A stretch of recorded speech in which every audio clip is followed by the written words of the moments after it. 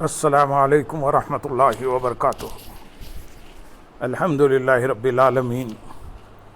والصلاة والسلام علی سید المرسلین، اما بعد فاعوذ باللہ من الشیطان الرجیم، بسم اللہ الرحمن الرحیم۔ برادران عزیز و معزز خواتین، آج کی اس نشست میں سورۃ النور کی آیت نمبر 13 سے آیت نمبر 18 تک تمام آیات کا ترجمہ و تفسیر پیش کرنے کی سعادت حاصل کی جائے گی۔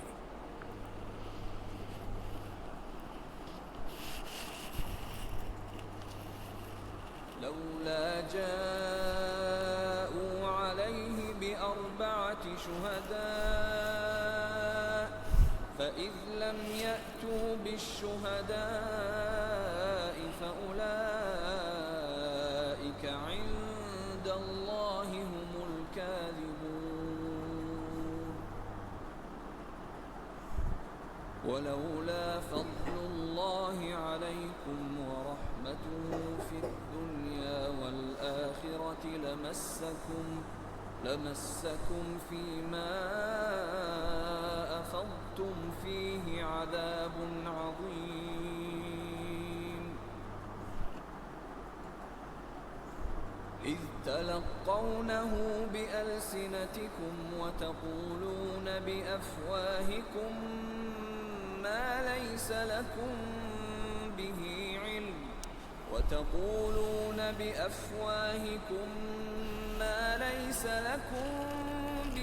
علم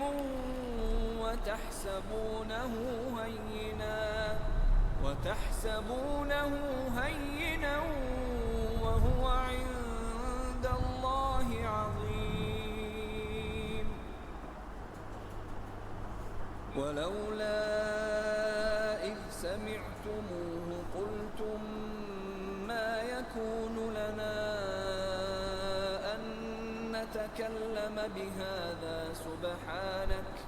سبحانك هذا بهتان عظيم يعظكم الله أن تعودوا لمثله أبدا إن كنتم مؤمنين ويبين الله لكم الآيات والله عليم حكيم۔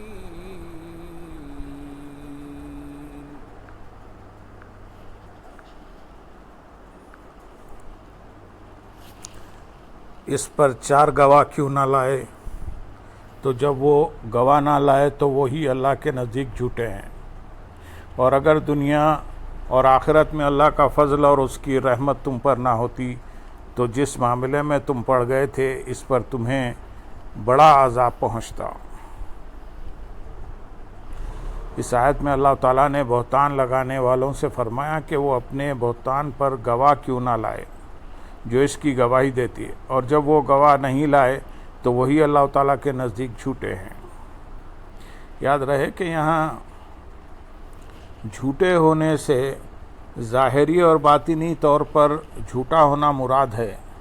اور اگر بالفرض وہ گواہ لے بھی آتے تو ظاہراً جھوٹے نہ رہتے، اگرچہ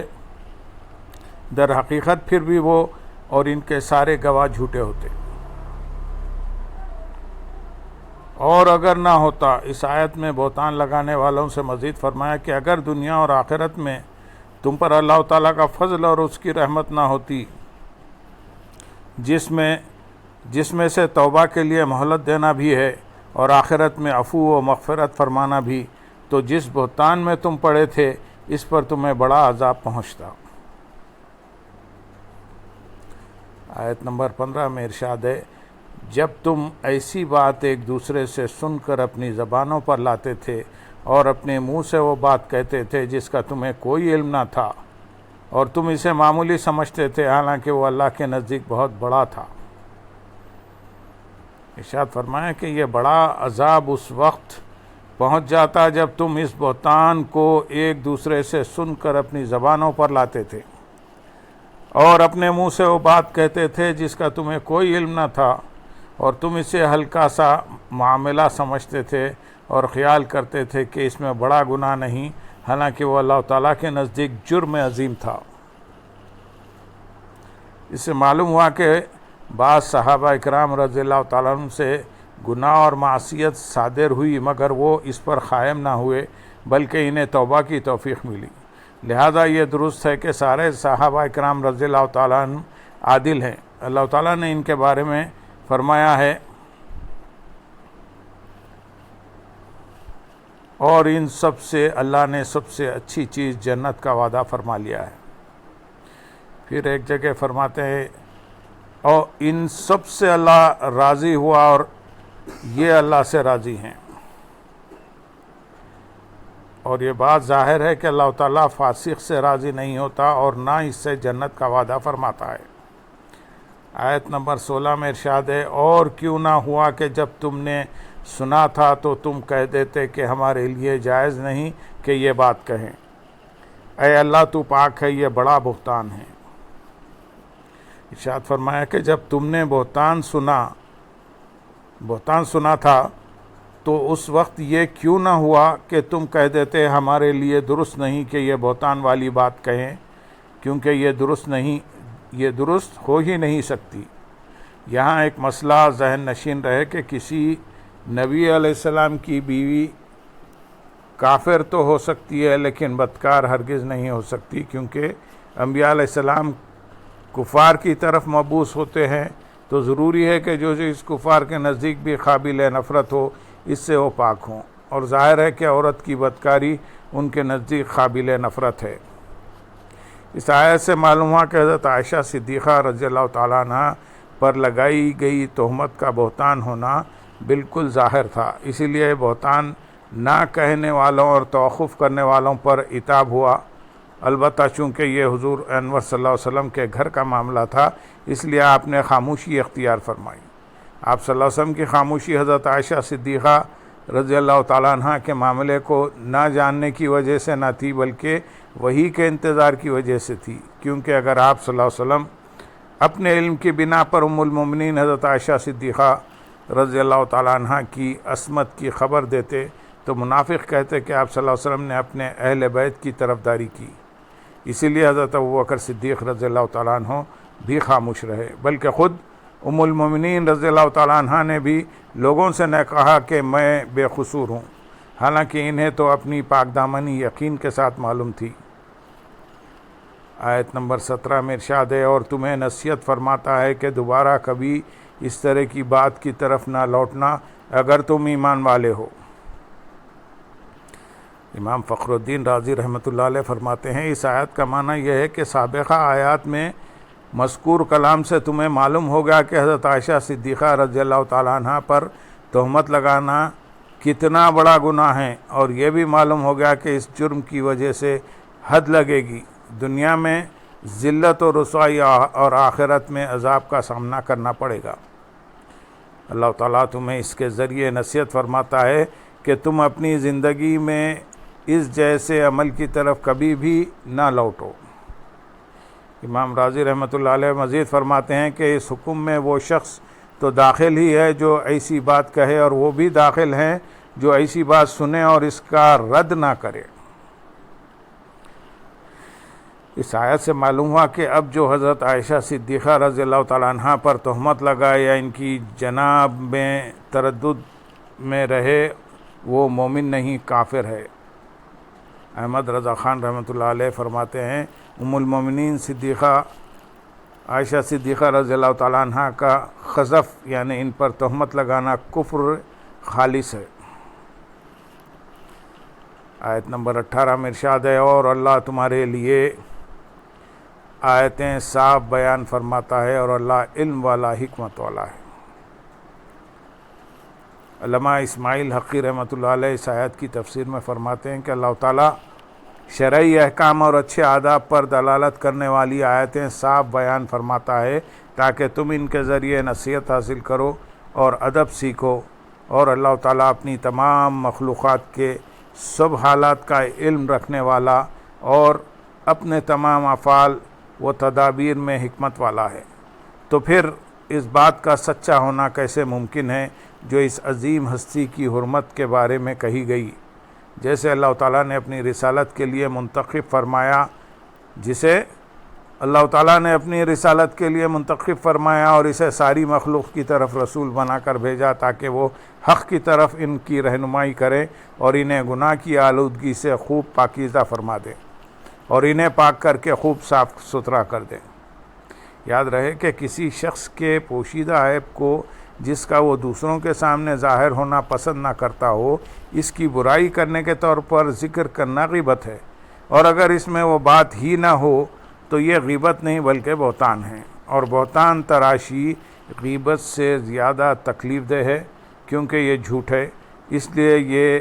ہر ایک پر گراں گزرتی ہے۔ اور یہ بھی یاد رہے کہ بہتان تراشی کبیرہ گناہ ہے اور حدیث پاک میں اس کی شدید مذمت بیان کی گئی ہے۔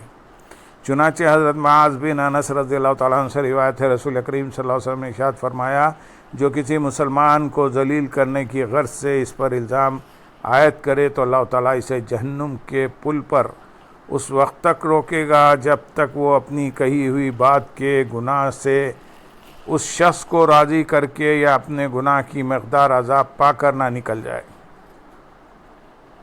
اور حضرت ابو درداء رضی اللہ تعالیٰ عنہ سے روایت ہے، حضور اقدس صلی اللہ علیہ وسلم نے ارشاد فرمایا، جس نے کسی شخص کے بارے میں کوئی ایسی بات ذکر کی جو اس میں نہیں تاکہ اس کے ذریعے اس کو عیب زدہ کرے تو اللہ تعالیٰ اسے جہنم میں قید کر دے گا یہاں تک کہ وہ اس کے بارے میں اپنی کہی ہوئی بات ثابت کرے۔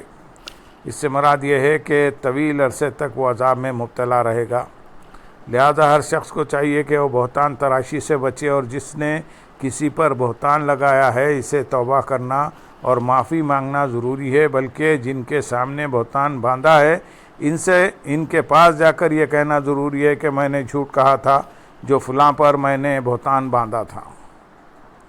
آیت نمبر 16 میں جو فرمایا گیا کہ اور کیوں نہ ہوا کہ جب تم نے سنا تھا تو تم کہہ دیتے کہ ہمارے لیے جائز نہیں کہ یہ بات کہیں۔ اس سے معلوم ہوا کہ جس کے سامنے کسی مسلمان پر کوئی بہتان باندھا جا رہا ہو اور کسی مسلمان پر بہتان تراشی کر کے اسے ذلیل کیا جا رہا ہو تو اسے چاہیے کہ خاموش نہ رہے بلکہ بہتان لگانے والوں کا رد کرے اور انہیں اس سے منع کرے، اور جس مسلمان پر بہتان لگایا جا رہا ہے اس کی عزت کا دفاع کرے۔ افسوس ہمارے معاشرے میں لوگوں کا حال یہ ہو چکا ہے کہ وہ کسی کے بارے میں ایک دوسرے سے ہزاروں غلط اور بے سروپا باتیں سنتے ہیں لیکن اکثر جگہ پر خاموش رہتے ہیں اور بہتان تراشی کرنے والوں کو منع نہیں کرتے، نہ ان کا رد کرتے ہیں۔ یہ طرز عمل اسلامی احکام کے برخلاف ہے اور ایک مسلمان کی یہ شان نہیں کہ وہ ایسا طرز عمل اپنائے۔ اللہ تعالیٰ مسلمانوں کو عقل سلیم اور ہدایت عطا فرمائے۔ ترغیب کے لیے یہاں ہم ایک حدیث پاک بیان کریں گے۔ حضرت جابر بن عبداللہ رضی اللہ تعالیٰ عنہ سے روایت ہے، حضور اقدس صلی اللہ علیہ وسلم نے ارشاد فرمایا، جہاں کسی مسلمان مرد کی بے حرمتی اور بے عزتی کی جاتی ہو، ایسی جگہ جس نے اس کی مدد نہ کیا یعنی یہ خاموش سنتا رہا اور ان کو منع نہ کیا، تو اللہ تعالیٰ وہاں اس کی مدد نہیں کرے گا جہاں اسے پسند ہو کہ اس کی مدد کی جائے۔ اور جو شخص ایسے موقع پر کسی مسلمان مرد کی مدد کرے گا جہاں اس کی بے حرمتی اور بے عزتی کی جا رہی ہو تو اللہ تعالیٰ ایسے موقع پر اس کی مدد فرمائے گا جہاں اسے محبوب ہے کہ مدد کی جائے۔ اللہم صلی علی سیدنا محمد وعلی آل سیدنا محمد وبارک وسلم، وآخر دعوانا ان الحمد للہ رب العالمین۔